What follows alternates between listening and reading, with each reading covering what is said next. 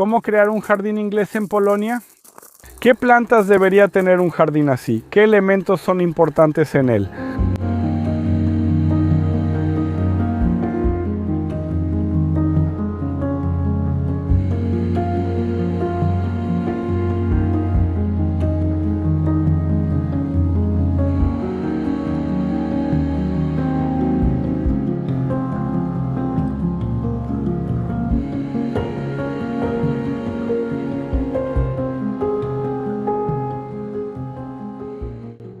Buenos días mis queridos amigos. Hoy los saludo desde Zamojszczyzna, desde otro jardín como parte del proyecto Wow Garden 2026. De un jardín especial, porque es un jardín de estilo inglés, campestre, más bien rústico. Hoy queremos mostrarles los elementos que se encuentran en este jardín. La dueña del jardín contará la historia de su creación. Y si quieren estar al tanto de toda esta información de los próximos episodios del proyecto Wow Garden, los invito a suscribirse al canal si aún no lo han hecho. Escriban si ustedes son del equipo de jardines ingleses o si prefieren algún otro tipo. Y si tienen la posibilidad, compartan este video con más personas. El jardín inglés en Zamojszczyzna es el lugar donde vive y trabaja Marta. ¡Hola! ¡Hola! Espero que nos cuentes y nos muestres los conceptos básicos de un jardín inglés. Con gusto les cuento. Adelante, no hay problema. Entonces, ¡vamos!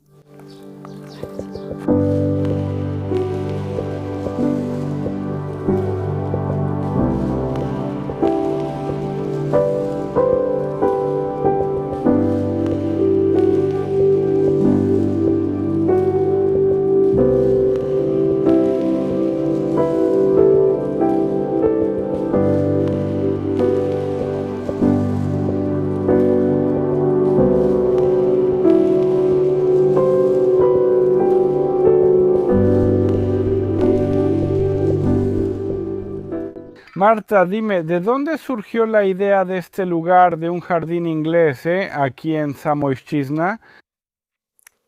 La idea de comprar un terreno aquí fue de mi esposo, que vivía cerca de aquí, así que este es un lugar muy sentimental. Pero que aquí habría un jardín creo que lo supimos desde el principio, porque teníamos esa pasión desde hace años, incluso cuando vivíamos en un departamento. Nos encantaba visitar jardines ingleses, escoceses, irlandeses. Siempre nos gustó mucho ese enfoque naturalista, esos pasajes misteriosos y esas rosas, también esos colores, y también esos colores. Después nos vas a mostrar un poco aquí, pero ¿qué tan grande es esta área? Son 3 hectáreas, pero el estanque ocupa 1,5 hectáreas, así que básicamente si contamos esos espacios del jardín, el huerto frutal, el prado, el jardín campestre, el invernadero y el huerto de verduras. Eso también es más o menos 1,5 hectáreas y el sendero natural con el estanque también es como 1,5 hectáreas más o menos. Tienen un estanque que es bastante grande, un estanque grande que fue creado por tu esposo. Sí, sí, sí. No era un estanque, solo era un arroyo que salía de algún lugar por ahí. Por supuesto, aquí el terreno es naturalmente más húmedo, así que estuvo increíble, las condiciones eran excelentes. Así que mi esposo dibujó en una hoja, también hizo las profundidades adecuadas para los peces, aquí más superficial, allá más profundo, para que se viera más naturalista. ¿Y en esos jardines realmente ingleses es común que haya estanques así? Sí, se encuentran, aunque no en todos, aunque casi todos los jardines ingleses suelen intentar tener algún jardín acuático, como Chatsworth, Heathcote y Cissy-Hurst, que tienen jardines acuáticos, solo que a veces es en forma de canal, a veces un estanque pequeño, a veces algunas cascadas, depende de lo que se quiera. Aquí también es más, este estanque es para peces, así que además hay mucha naturaleza alrededor. Así que la idea era que fuera naturalista, integrado con la naturaleza, que el jardín se mezclara con la naturaleza, que se fusionara, como en los jardines ingleses, en un sendero natural, en algo así naturalista. Entiendo. Y dime, ¿cuánto tiempo llevan trabajando aquí? Básicamente el jardín ha ido surgiendo poco a poco aquí, más o menos desde hace 8 años, solo que los diferentes elementos se han ido creando gradualmente. Y vivimos aquí de manera permanente desde la pandemia, así que ya pudimos poner toda nuestra energía y esfuerzo en hacer que estos lugares surgieran o en mantenerlos de alguna manera en forma. Ah. Y otra pregunta, ¿qué significa para ti este jardín? Creo que es una necesidad, siento ese llamado de simplemente salir y trabajar en el jardín, es una necesidad interna que tengo. Además, aquí normalmente me relajo mucho. Cuando se me ocurre la idea de que esto me va a estresar, prefiero regresar a casa, prefiero venir aquí y pasear entre los trabajos de jardinería. O sea, no se trata de que simplemente tenga que hacerse ahora y que sea obligatorio, aunque sí hay ciertos elementos que hay que hacer, como las siembras de las que nos hablarás más tarde en el invernadero. Así es. Sí, pero yo lo entiendo perfectamente. El jardín debe ser una base para trabajar, pero también uno debe descansar en él, definitivamente. Bien, ahora vamos a caminar por tus espacios del jardín. Bien, y me dirás qué es lo más importante en este tipo de conceptos de jardines ingleses. De acuerdo.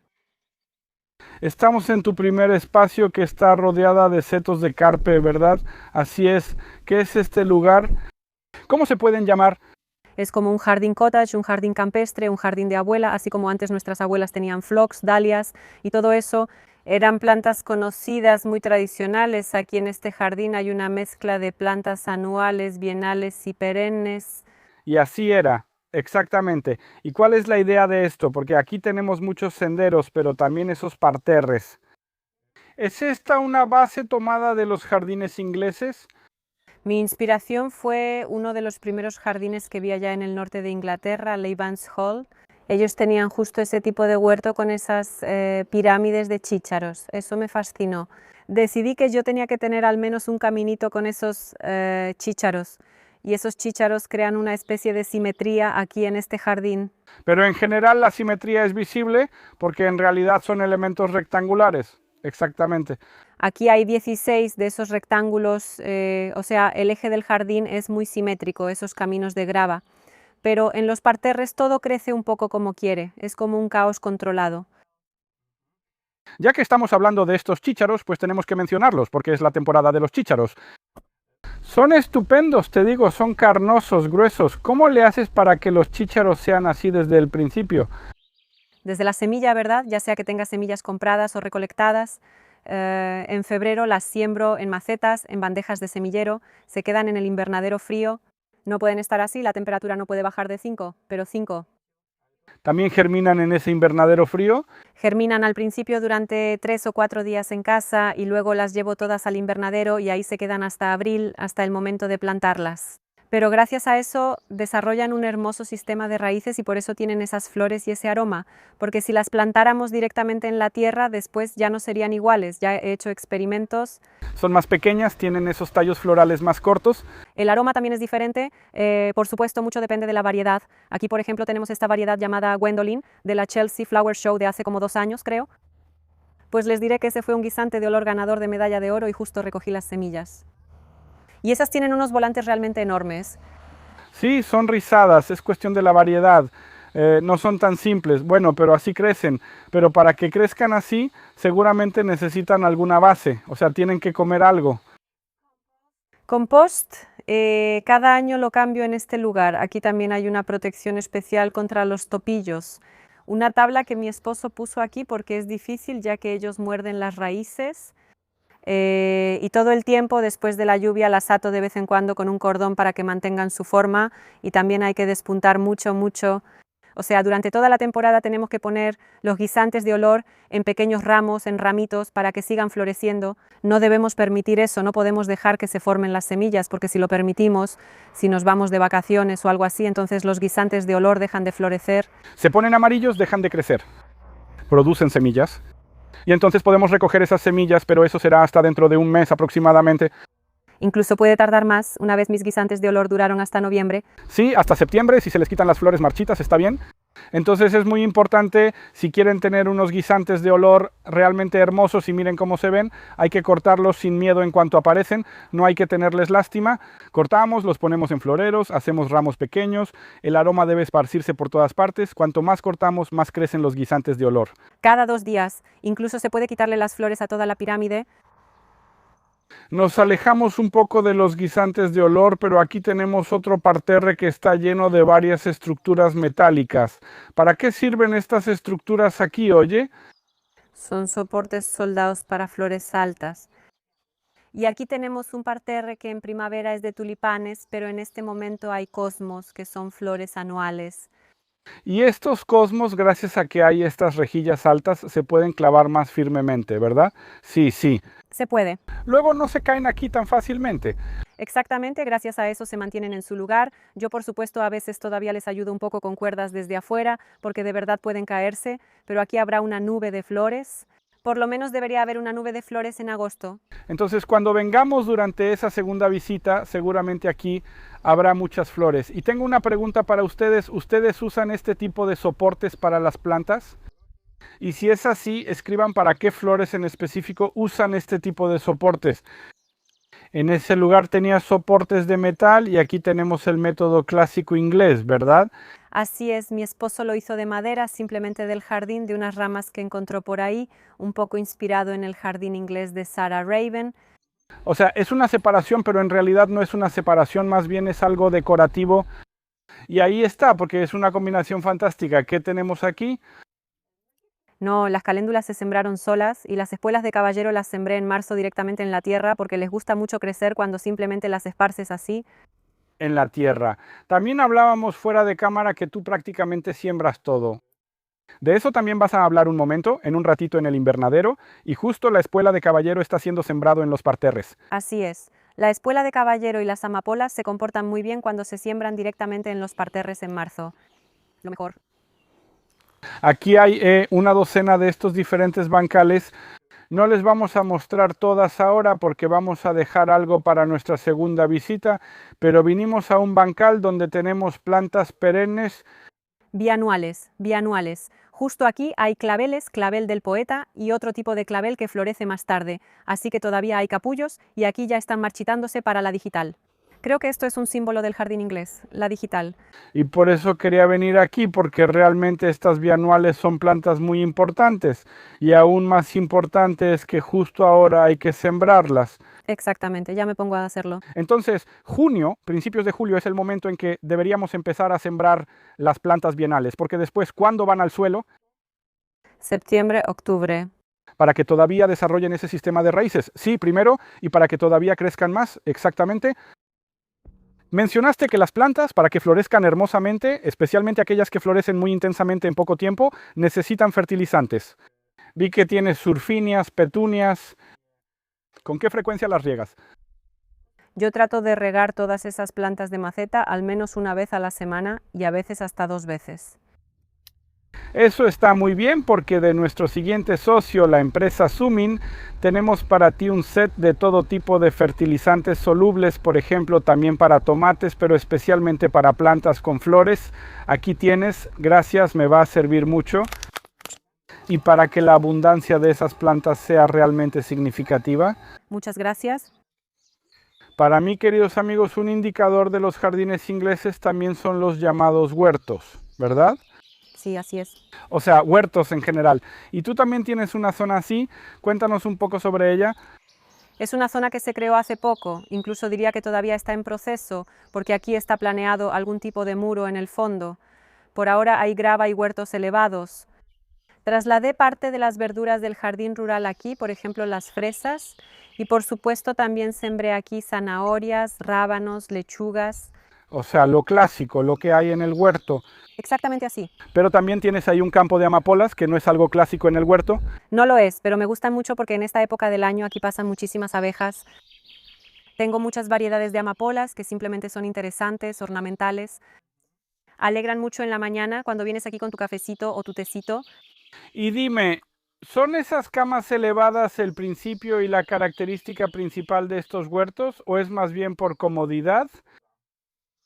En Inglaterra es diferente, pero también tienen huertos con camas elevadas. Aquí tomé en cuenta tanto la comodidad como el hecho de que, por ejemplo, los caracoles no subirán, no se comerán la fresa, se entrarán menos. Y también que es decorativo. Simplemente me gustó ese color, quería incorporarlo, por ejemplo. Estuvimos mucho tiempo pensando en qué color elegir Y como también combinaba con ese estilo provenzal, así fue como resultó, o sea, decorativo y práctico. ¿Y qué color es? Es, digamos, como un color oliva. Oliva. Provenzal, sí. Oliva, súper. Y bien hecho de madera, sí, de esa madera de buena calidad. Que ya no tenemos. De roble para que no se deshagan tan rápido, porque claro, las de aluminio serían eternas. Estas definitivamente no serán eternas, pero si se cuidan bien deberían, esperemos, durar también unos 10 años. Cruzaré los dedos para que realmente duren esos 10 años porque de verdad se ven increíbles.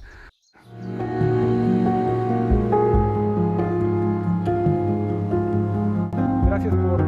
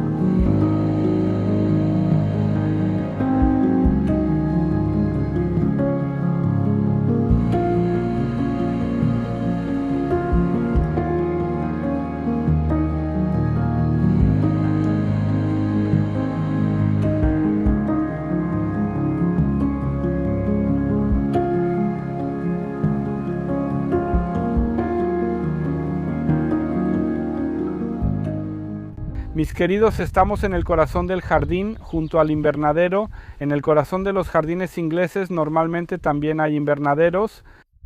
Dime, ¿dónde se puede conseguir un invernadero así? Nosotras la construimos nosotras mismas. Mi esposo la diseñó y la dibujó. Por supuesto, nos basamos en inspiraciones de revistas inglesas o de nuestros viajes a Inglaterra. Tomamos muchas fotos de esos invernaderos.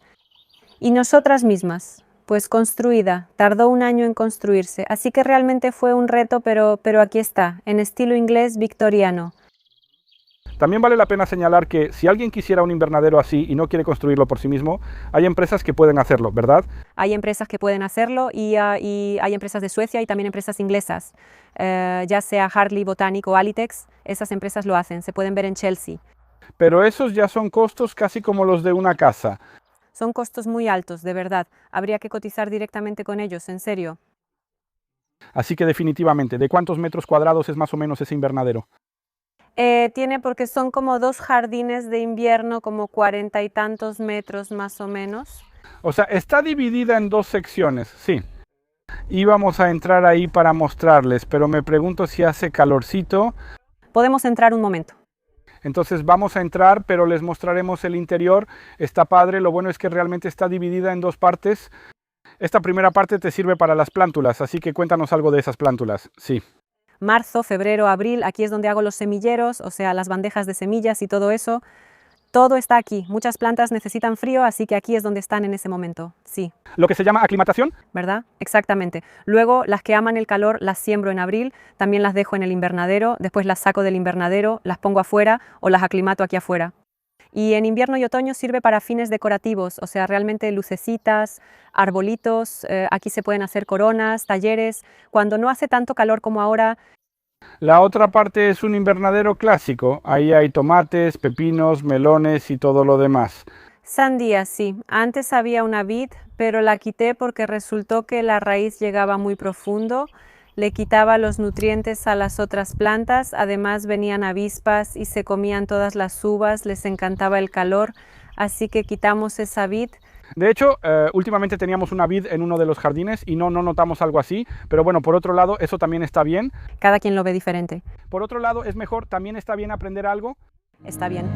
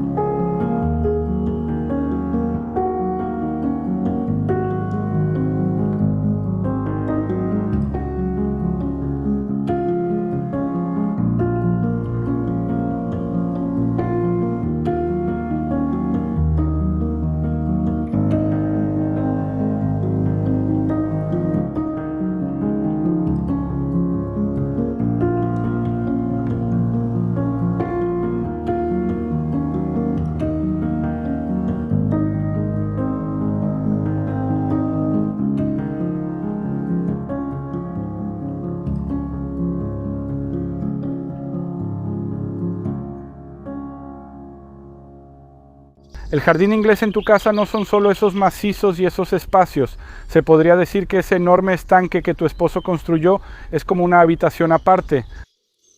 ¿Descansan junto a ese estanque? Sí, remamos en kayak cuando por supuesto tenemos un momento libre entre trabajos y así sucesivamente. Aquí, en la cabaña del pescador, puedes desayunar por la mañana, a veces incluso trabajo aquí, así que claro que sí, pura relajación. Como dicen, ¿Se puede así? paseos. Pero ese gran estanque en sí mismo es solo una cosa. Dijiste que tienen varios pequeños estanques donde hay nenúfares. Exactamente, nos gustan mucho los nenúfares. Es un poco un reto plantarlos, pero creo que vale la pena el esfuerzo. Sin embargo, hay algunos estanques donde están los lirios para protegerlos un poco de los peces, como los amures, para que no se los coman. También hay estanques pequeños y grandes, muelles desde donde se pueden observar todo un sendero natural con diferentes rincones también alrededor donde se puede pasear. Me gusta esa palabra. Súper, ya hablamos antes porque también hago esa pregunta. ¿Has tenido algún fracaso de jardinería últimamente? Sí, hablando de eso de caminar alrededor del estanque. Sí, ese invierno de menos 30 grados acabó con nuestras magnolias. Creo que solo quedaron 4 magnolias en la pradera de magnolias ahí en el sendero natural. Así que creo que aquí con las magnolias hay que tener mucho cuidado porque este clima es muy severo. Estamos en la región de Zamość, así que eso también hay que mencionarlo, pero también he visto en otros jardines que las magnolias este año también han sufrido un poco, así que esa es una de tus derrotas, porque en el jardín no todos son éxitos. Definitivamente, pero desde el principio supuse que de esas magnolias quedarían unas 3 más grandes y el resto se iría.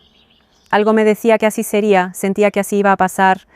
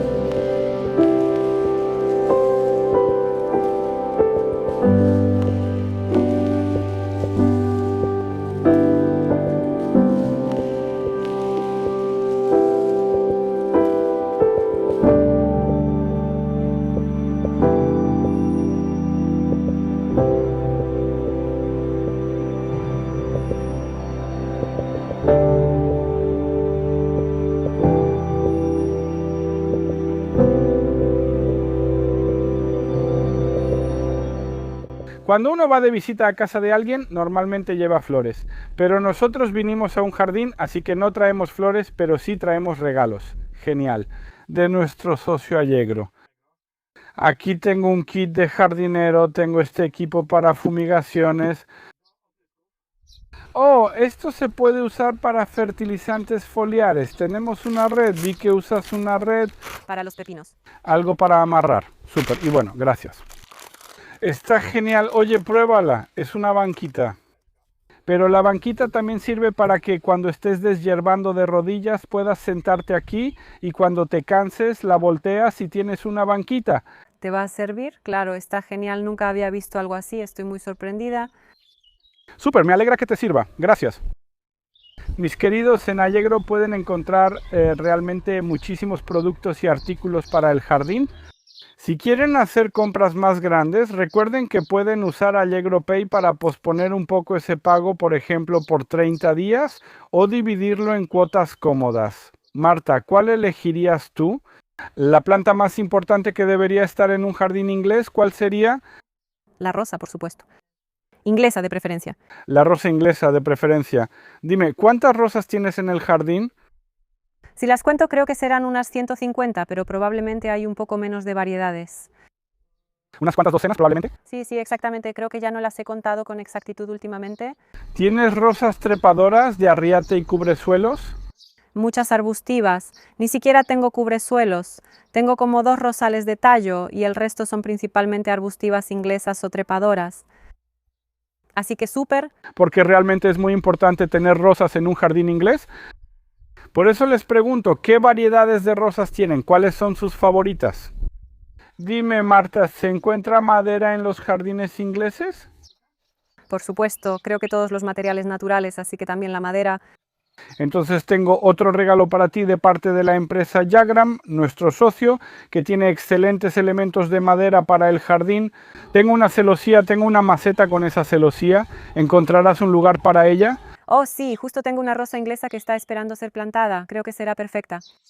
Súper, entonces veremos en el próximo episodio cómo le va aquí. Queridos amigos, y si ustedes también necesitan algunos productos de madera para el jardín, entren a la página de Jagram, entren al enlace que está en la descripción de este video. Ese enlace los lleva directamente a la página con un 10% de descuento. Y si solo quieren ingresar el código, solo tienen que escribir Hubert Lamański al hacer sus compras en la página de Jagram. Así todo se les descontará ese 10%. Así, para terminar nuestro recorrido por tu jardín, porque es un viaje, es un jardín enorme. Bueno, por supuesto, ya se ha vuelto una tradición, así que para mantener la tradición te haré unas preguntas rápidas y te pido que respondas en una sola frase. ¿Ok? Escucha, si tuvieras que elegir un jardín, ¿sería un jardín al estilo de Piet Oudolf o de Bet Chato? Chato está bien. Está bien, más seco que algo muy de plantas perennes, tengo más. Tengo también elementos secos en el jardín. Allá son más naturalistas, aquí en el Arriate de estilo pradera, así que no será así. Tengo que elegir rápido. Si se trata de trabajar en el jardín, ¿prefieres trabajar al amanecer o tal vez por la tarde? Por la tarde, pero cuando el sol ya se haya puesto un poco. O sea, a las 6 de la tarde, después de las 6, A las 5 en punto sí, es cuando está más pintoresco y tranquilo. en el parterre, plantas más anuales o bienales. ¿Tengo más anuales? Entonces, anuales, si tengo que elegir, anuales. Un jardín inglés tiene plantas características. Si tuvieras que elegir rosas o peonías, ¿Rosas? rosas. ¿Por qué? Porque florecen por más tiempo, son más variadas, pero es una decisión difícil porque también amo las peonías con todo mi corazón, así que, pero aún así, rosas. Son las reinas del jardín, unos clásicos. En tu jardín es como estar de vacaciones, pero si tuvieras que irte de vacaciones, ¿prefieres ir al sur, o sea, a regiones más cálidas, o más bien al norte, a lugares con un clima un poco más fresco? A mí me atrae el norte de Inglaterra, Escocia, Irlanda. Me gustan esos climas, así que aunque el calor está bien, allá es más pintoresco, así que elijo el norte. Para terminar, queridos amigos, hemos venido de nuevo a este lugar más importante del jardín. Si quieren ver más de este jardín, por supuesto los animo a que esperen el segundo episodio, pero si no quieren esperar, Marta también muestra este jardín en su Instagram. ¿Cómo se llama el perfil? Secret Gardener Poland. Lo tienen en la descripción de este video. Visiten a Marta, dejen algún comentario porque siempre es mejor cuando hay alguna interacción. Y nos vemos en el próximo episodio a mitad del verano. Nos vemos.